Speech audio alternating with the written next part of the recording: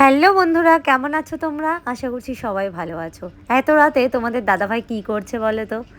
আমি আর এই ভিডিওটা তোমাদের সঙ্গে না শেয়ার করে পারলাম না। এত সুন্দর একটা কাজ, এত সুন্দর একটা প্রকল্প, তো তোমাদের সঙ্গে ছোট করে শেয়ার করব না তা কখনো হয়? সারাদিন এত কিছু শেয়ার করছি আর এই ছোট্ট কাজটা শেয়ার করব না, সেটা তো হয় না। যাই হোক, এবার আসল গল্প করি।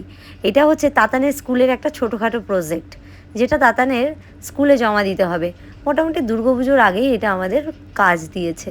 বাড়ি থেকে করে নিয়ে গিয়ে স্কুলে জমা দিতে হবে। প্রজেক্ট জমা হলেই পুজো উপলক্ষে স্কুল ছুটি পড়ে যাবে। তো দেখো, আমি একটা কম্পিউটার দোকান থেকে এই যে দুর্গা ঠাকুরের এই পিকচারটা বের করে আনি, মানে কালার জেরক্স করে বের করে আনি, প্রিন্ট আউট করে। এভাবেই কথা ছিল, এভাবেই প্রজেক্টটা বানাতে হবে। তো আমি যখনই তাতানের স্কুল থেকে কোনো প্রজেক্ট দেয়, তখনই কিন্তু প্রজেক্টগুলো তোমাদের দাদা আর আমি দুজন মিলেই ব্রেন খাটিয়ে করি।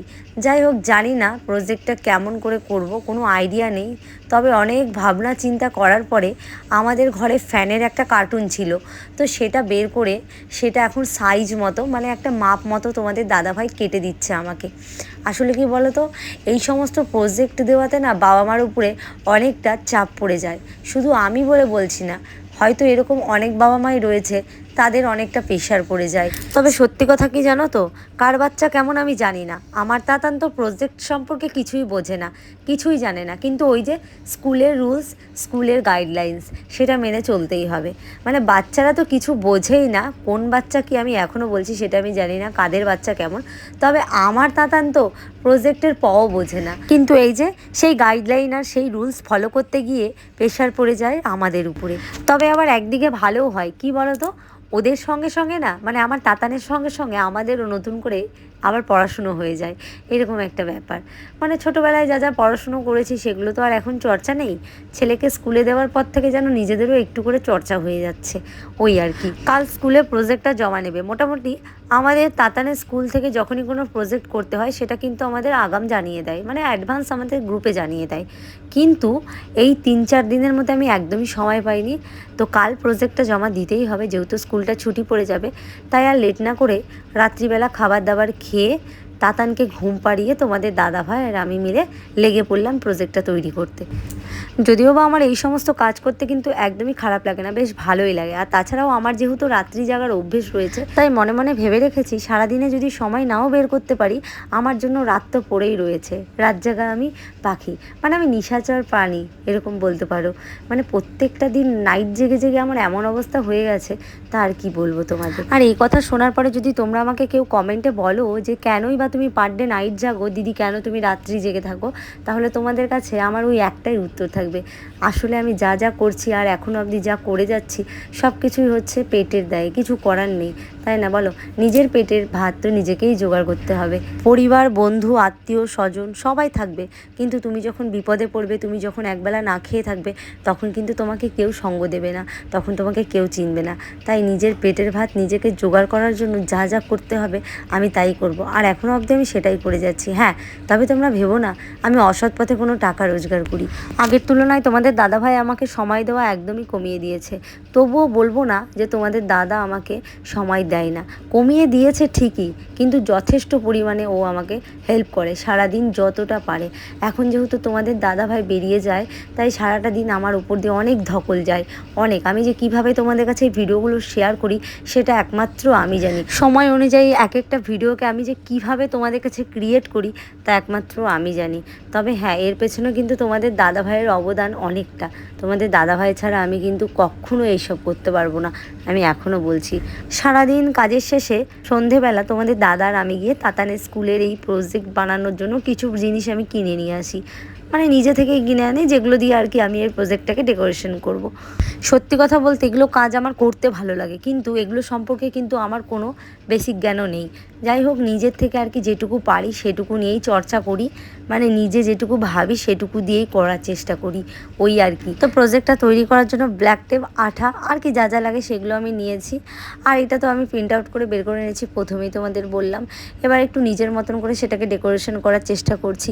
ছোটোবেলায় আমরা কাঁচের টিপ পরতাম, তোমাদের মনে আছে কিনা জানি না, আমি তো খুব পরতাম। মানে বিয়ের আগে ছোটোবেলা থেকেই কাঁচের এক ধরনের সাদা টিপ হতো, তো সেই টিপগুলো পরতাম। আজকে আমি মানে কি বলবো, বই খাতার দোকানে গিয়ে প্রজেক্টের এইগুলো দেখছিলাম। তো দেখতে দেখতে বেশ আমার এটা ভালো লেগে যায়।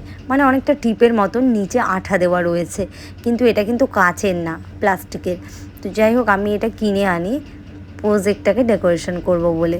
তো এটা নিয়ে আমি একটু মজা করছিলাম, তোমাদের দাদাভাইকে বলছিলাম দেখো এতগুলো টিপ যদি একসঙ্গে পড়ি তাহলে কেমন লাগবে আমাকে। ঠিক কাচের টিপের মতন অনেক ছোটোবেলায় এগুলো আমরা কালারিংও পড়েছি রং বেরঙের, আবার সাদা সাদা কাচের টিপও পড়েছি। তবে সাদা টিপটাই আমি অনেকটা বেশি পড়তাম। এখন তো সেই সমস্ত কাচের টিপ আমি আর দেখতে পাই না। তোমরা কি কোথাও দেখতে পাও? তাহলে কিন্তু কমেন্ট করে জানিও। মোটামুটি এই ছোট ছোট টিপগুলো দিয়ে আমার কিন্তু একটা রাউন্ড দেওয়া হয়ে গেছে, ভাবছি আরেকটা রাউন্ড দিয়ে দেবো। এরপর দেখো আবারও আমি সেই ফ্যানের কার্টুন থেকে একটুখানি বোর্ড কেটে নিই অর্ধচন্দ্রাকার আকৃতি করে, আর সেটাকে কিন্তু আমি এটার নিচে আবারও জোড়া দেওয়ার চেষ্টা করি। মানে এটা অলরেডি আমি নিজে নিজে জোড়া দিয়েছি, কিন্তু আরেকটু ভালোভাবে সেট করবার জন্য তোমাদের দাদাভাই ব্ল্যাক টেপ দিয়ে ভালো করে লাগিয়ে দিল। তো তারপরে দেখো মার মুখটা কেমন না খালি খালি লাগছিল, মনে হচ্ছিল প্রিন্ট আউটটা ফোটেনি। তাই ভাবলাম যে একটা সুন্দর লাল টিপ মাকে পরিয়ে দিই, তাহলে মুখটা বেশ সুন্দর ফুটে উঠবে। আসলে প্রিন্ট আউট করে যে টিপটা দেওয়া আছে সেই টিপটা না একদমই বোঝা যাচ্ছে না, প্রচণ্ড লাইট এসছে কালারটা। তাই ভাবলাম যে একটা টিপ পরিয়ে দিই, তাহলে মুখটা বেশ ফুটে উঠবে। তারপর দেখো অর্ধচন্দ্রাকৃতি যে বোর্ডটা আমি এক্সট্রাভাবে জয়েন করেছি, সেটাতে এখন তোমাদের দাদাভাই মানে তাতানের নামটা লিখছে আর স্কুল নেমটা লিখছে। তাতানের অ্যাকচুয়াল মানে স্কুলের নেম কী দেওয়া আছে তোমরা হয়তো অনেকেই জানো না। মানে ওর বার্থ সার্টিফিকেটে নাম দেওয়া রয়েছে বিভান, তো তাতানের স্কুল নেম দেওয়া রয়েছে বিভান সরকার। আর ক্লাস নার্সারিতে পড়ে, তাই নার্সারিটা তোমাদের দাদাভাই লিখে দিচ্ছে। তাতানকে কিন্তু ছোটো থেকেই ভালোবেসে আমরা নাম দিয়েছিলাম তাতান, আর তাতান বলেই ওকে সবাই চেনে, সবাই ডাকে। শুধু ডকুমেন্টসে যেহেতু ওই নামটা দেওয়া রয়েছে, তাই স্কুলেও বিভান সরকার তাতান। তো যাই হোক, দেখো আমি আবার এটাকে একটু এক্সট্রা অর্ডিনারিভাবে ডেকোরেশন করছি। মানে আমার কাছে কিছু জড়ি ছিল, তাই ভাবলাম যে জড়ি দিয়ে যদি সাইড দিয়ে এটাকে একটু সাজানো যায় কেমন লাগে। তো তোমাদের দাদাকে এক পাশটা আমি দিয়ে দেখাচ্ছিলাম যে দেখো তো কেমন লাগছে। তোমাদের দাদা বলছিল তোমার যা ইচ্ছে করো। তো ফাইনালি আমি দেখো পুরো জড়ি দিয়ে ডেকোরেশন করে কিন্তু রেডি করে ফেলেছি। এখন আবার দেখছি যে সিথিটা বড্ড ফাঁকা ফাঁকা লাগছে। টিপটা এত সুন্দর পরিয়েছি আর সিথিটা কেমন যেন ডিসকালার, তাই ভাবলাম যে একটু সিঁদুর পরিয়ে দিই। তো এবার তোমরা বলো ফাইনাল লুকে কেমন লাগছে। মানে এই প্রজেক্টটা যে এতক্ষণ ভরা তোমাদের দাদার আমি মিলে তৈরি করলাম, কেমন হলো প্রজেক্টটা, তোমাদের কেমন লাগছে সেটা কিন্তু তোমরা অবশ্যই কমেন্ট করে জানাবে। তাহলে চলো আর ভিডিওটা টেনে নিয়ে যাচ্ছি না, দেখা হচ্ছে নেক্সট ভিডিওতে নতুন ব্লগ নিয়ে। ততক্ষণ কিন্তু তোমরা সবাই ভালো থেকো, সুস্থ থেকো। আজকের মতন টাটা।